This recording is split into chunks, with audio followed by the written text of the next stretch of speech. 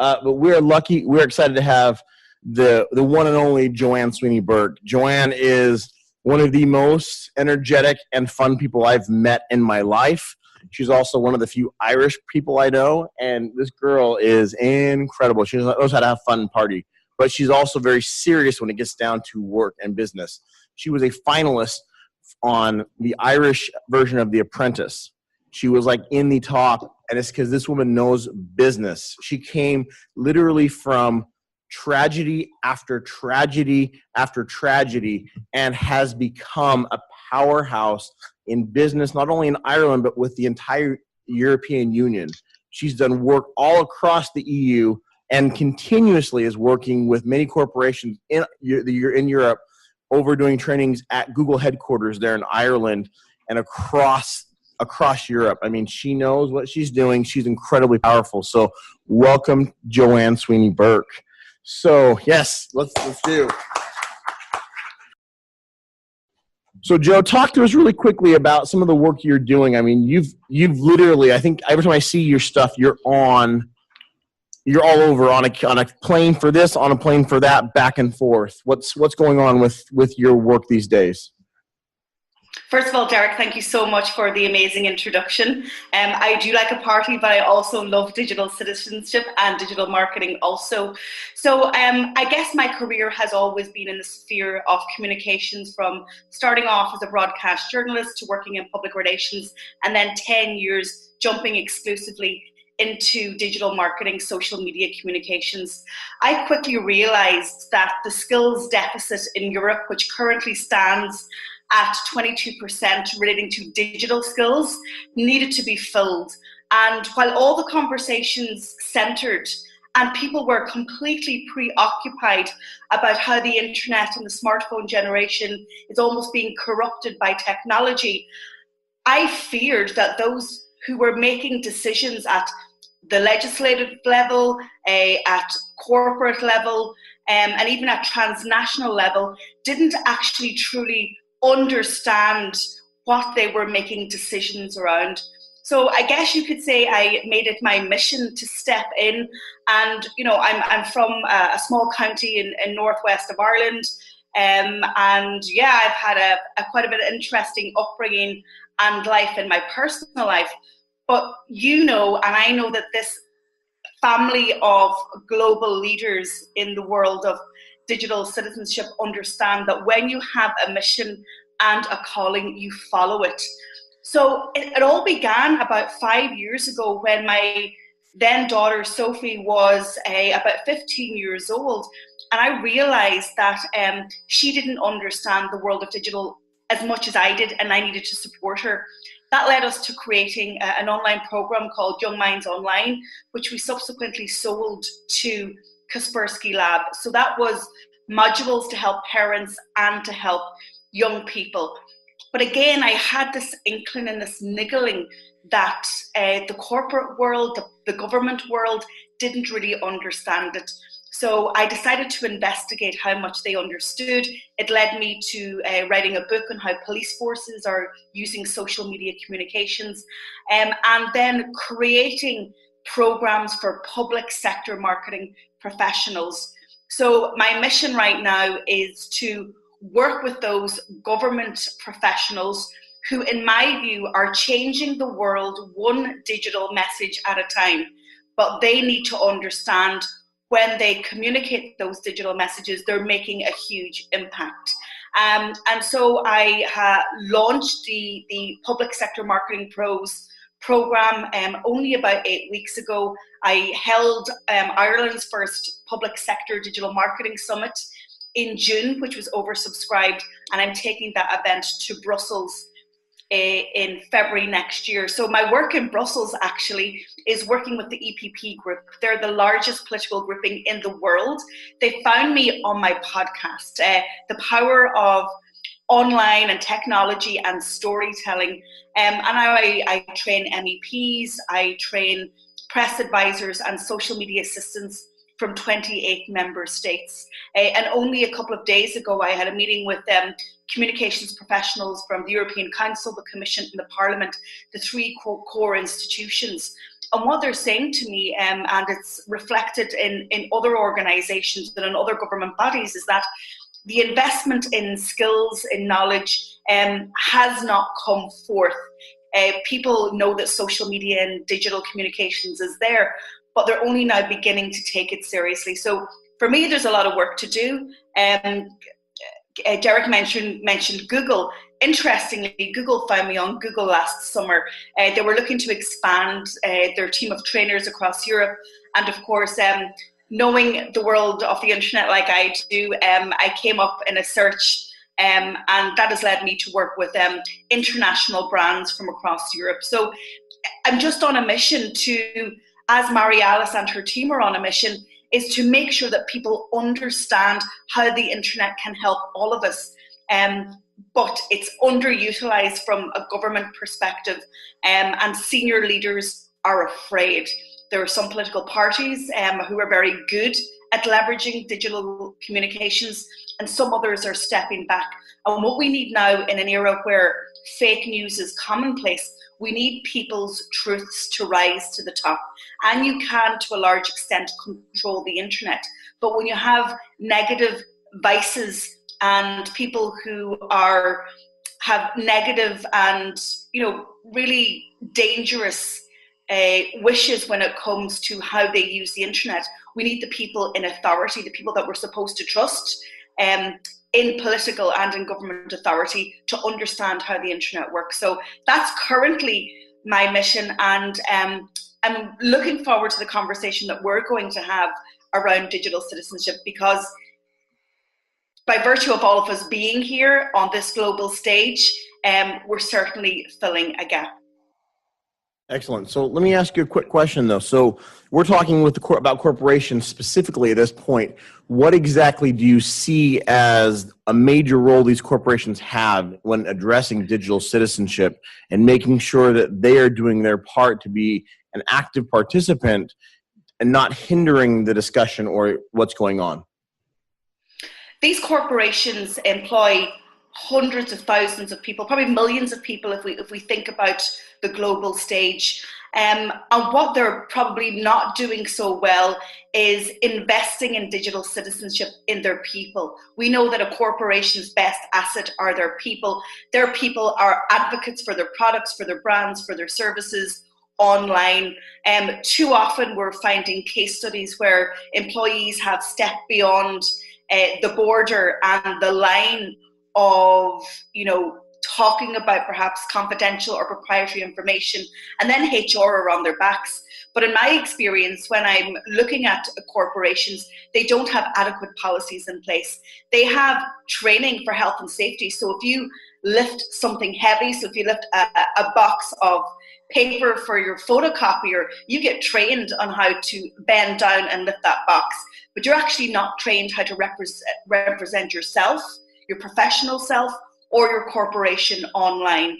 And the other thing to say is that a lot of corporations are still banning and preventing individuals from having a profile online. But we know that social media communications is a fundamental way in which we communicate. The other point that I would make is about transparency.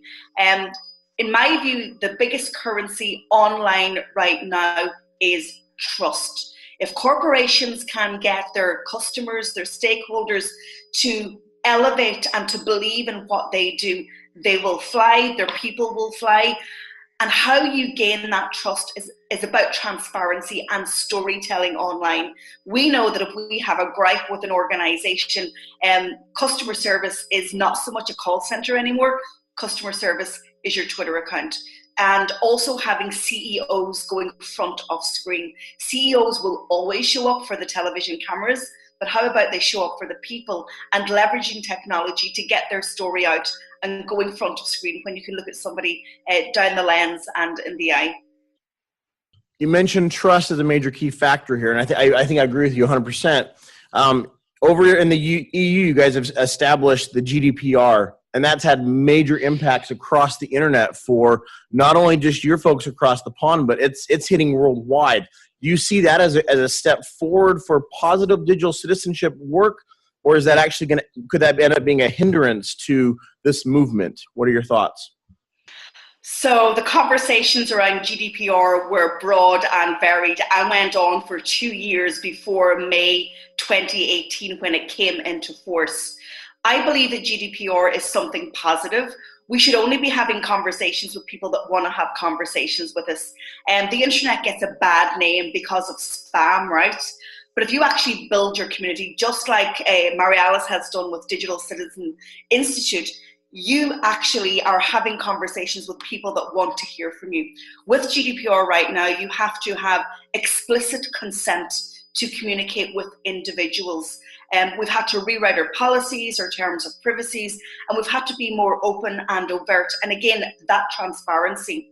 We've also seen Facebook and Google get into some hot water when it came to trust and transparency around their own businesses. I happened to be in the EU Parliament a number of months ago when Mark Zuckerberg was addressing MEPs, and I interviewed Manfred Weber, who was the chairman of the EPP group, the largest political grouping in the EU.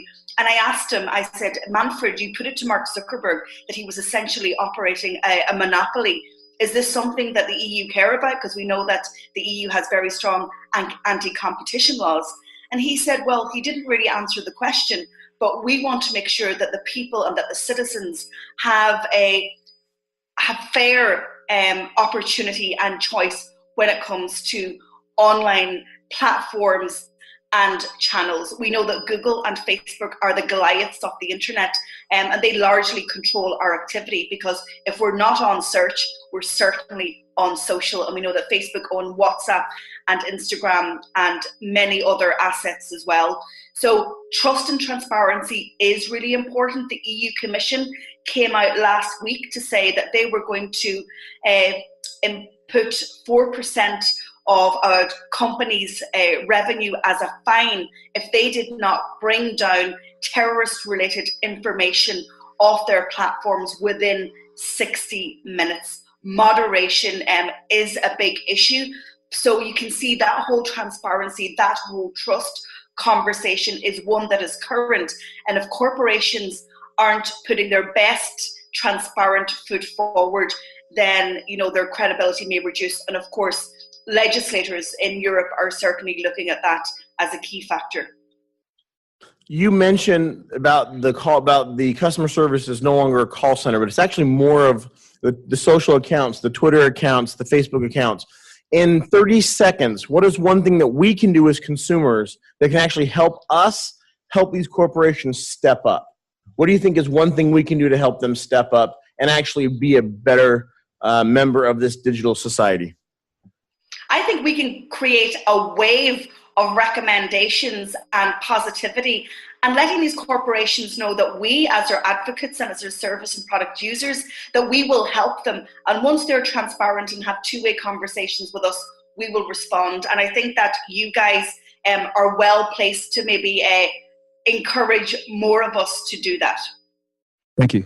Okay, so like I said, the first question was, what impact, if any, will net neutrality have regarding digital citizenship or anything of that nature that we're talking about? Second question is there any impact concerning, or any studies that's been done concerning how people will be affected health-wise? Because I know I've been seeing a lot of things online concerning smart technology and how smart technology potentially and immersive technology has the potential of having cancerous effects and things of that nature. And the third question is all of this technology that's being driven, is it being driven by the private sector, the government sector, or is the government going to be influencing any of this technology that's going forward? So I can only speak for what's happening in Europe at the moment, and net neutrality is the principle that internet service providers treat all data on the internet equally and not discriminate or charge differently by users. There is a proposal on a legislative change in Europe that on copyright, so that the major technology companies like the search engines and the social networks that are gaining and getting traffic on the back of content being created by artists, by publishers, and by the media, that they would get a kickback in terms of the revenue that the big corporations are getting. We've also seen the EU Commission and the EU institutions move on the social networks and the search engines removing content from the internet. The UK government are also moving independently on that as well. I know people fear that, it might impact freedom of speech.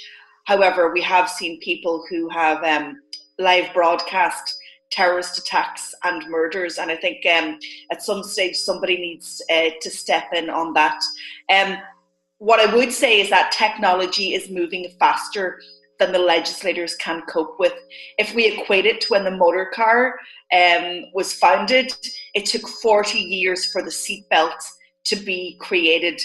Google announced earlier this year that we are only 1% of the way into how technology is going to change our businesses, education, and our lives. So I guess it's, just the age of disruption, and technology is disrupting it, and, people are struggling to keep up. But this kind of global community has a strong role to play. And as we kind of wrap up, as we're running short on time here, one of the last questions was, did anyone recognize a driver of a lot of the technology? Is there a profit movement that's causing a lot of the movement forward of technology? Is it government intervention? Where do you see a lot of the driving of the technology space moving, and who do you think is doing the driving, if I understand the question? Yeah. Well, I'm not sure whether this is going to be a favorable answer or not, but I suggest that the people who are driving this technology change are actually consumers, because we have changed how we access information. The smartphone was already referenced. It has 250,000 patents. So when I deliver Google's Mobile Masterclass, we actually look at how people are using the internet, and how consumer behavior has changed is driving then the technologies and the companies to implement new systems and new ways of working. There's no doubt that the Goliaths of the internet are also driving this, and the corporate world is also driving this. Yesterday in Dublin, we had the first self-driving bus go down our main centre in the city. And when the founder of that technology was interviewed, he said people now want to live and work differently. People don't want to be commuting to work for hours, because that is time taken out of their lives. And what we want as individuals in this digital age is that we want more time, quality time in our lives, for, to hang out with the people that we love. So I think we are driving that change, and then the companies are just responding to it. Excellent. Well, thank you so much for your time, Joanne. Thank you. I want to thank Joanne specifically for coming in, and thank you so much.